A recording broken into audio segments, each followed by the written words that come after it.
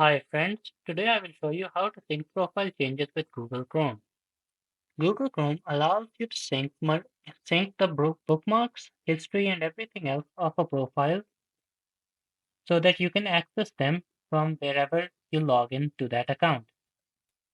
To enable this, click on the profile at the top right and click on the Sync is On option. You can see that by default, sync is turned on, but if it is turned off for you, you can click this button to turn it on. Now let's see what this does. Click on the Manage What's the Sync icon.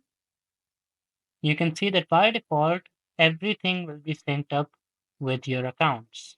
Also click Customize Sync to change what you sync. So as you can see, you can sync up the apps, bookmarks, extensions, histories, and so many other things. For now, we will turn on sync everything.